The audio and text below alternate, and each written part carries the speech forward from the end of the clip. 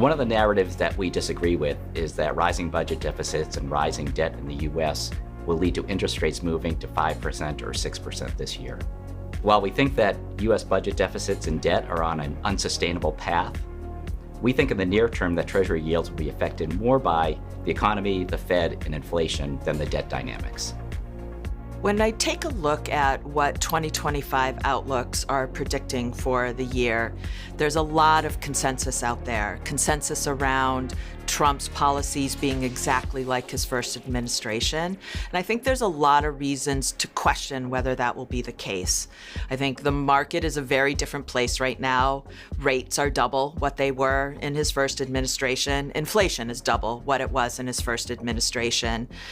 Yes, he knows the story a little bit better now. He can act a little bit faster. He's a bit more prepared. I think he will act fast on immigration and on tariffs, but whether or not he's able to do everything he campaigned on remains to be seen. I also think the other narrative that is pretty consensus right now is that these themes of U.S. exceptionalism and rest of world stagnation is going to remain in place for 2025. And I also think that might be a bit underrated as a risk to this consensus view. I think that any shift in those growth trajectories will have impact on the market, and I think we could see some real volatility around that.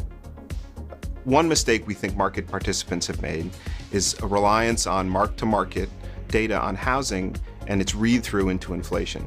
What's very clear to us is that the U.S. is structurally undersupplied homes, and as a result, the demand-supply function is not behaving as normal economics would suggest it would.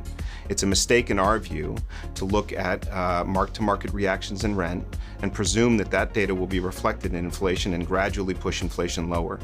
We would expect the reaction function of rents that you might see today in the newspaper or on Zillow, and that read through into CPI, to have a volatile relationship over time. And the reality is the strength in the housing market will likely contribute to a resilience in CPI and owner's equivalent rent for the foreseeable future.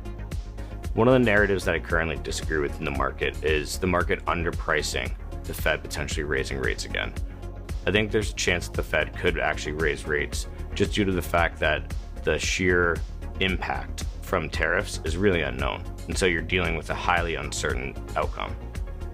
A big narrative right now relative to emerging markets is, of course, the Trump tariffs. There's so much uncertainty around this. And I guess we would like to reframe this as it's more of an uncertainty for the global markets. We all know that this is not just about emerging markets, and yet it seems to focus on, of course, China. We know that they are in the crosshairs, and we've seen that before in 2018.